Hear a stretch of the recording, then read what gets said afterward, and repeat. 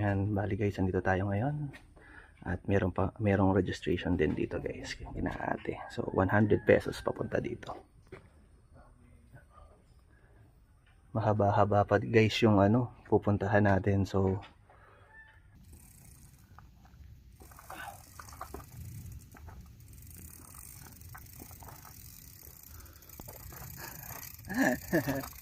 tulak. Bigat.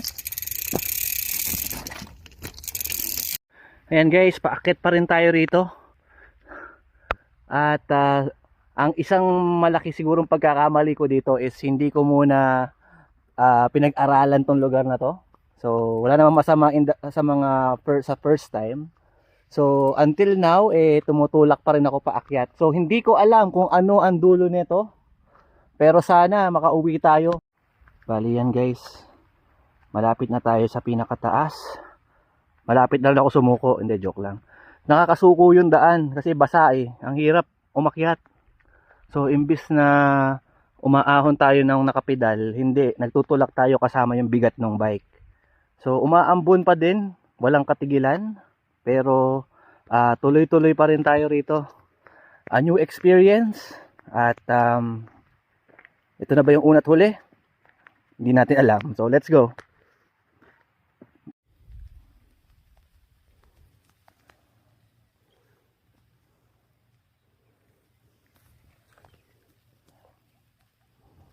Guys, mukhang ito na yata yung taas ng Balagbag, Mount Balagbag.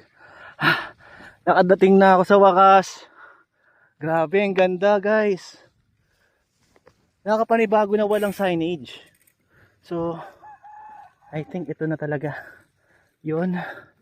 So, magpipicture na lang ako rito guys. Teka, aba muna ako. Oh. Ito na ba yun? Ito na yata yun. Wow. So may campsite dito. Wow, ang ganda. Yes. Saan yung signage? Wala bang signage dito? Pipicture na lang ako rito. Hanggang dito na lang siguro. Tama na yan. Medyo na, tawag dito. Kaya pagod. Kasi babalik pa tayo So teka lang. Hanap muna ako ng pagpaparadahan itong bisikleta ko. Op. Dito sa ilalim ng puno. Uy, shoot. Ay, wait lang. Guys, andito na tayo sa taas. Unfortunately, walang signage ng Mount Balagbag sa ngayon. Pero grabe, ang ganda nito sa personal.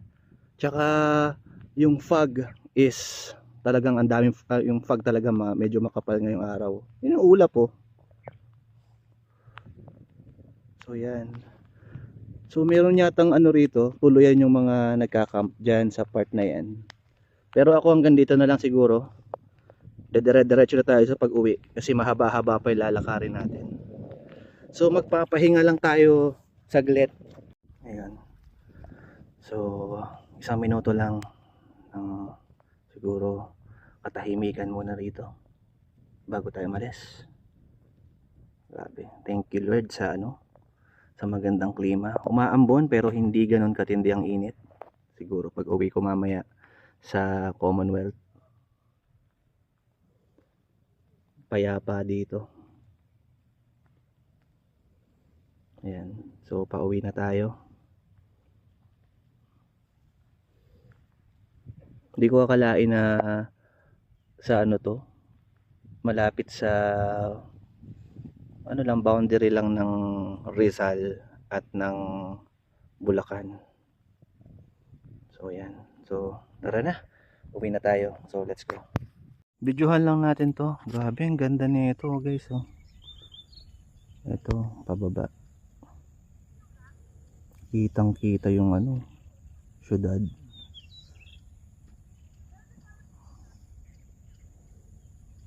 Wow, ayun yung ulap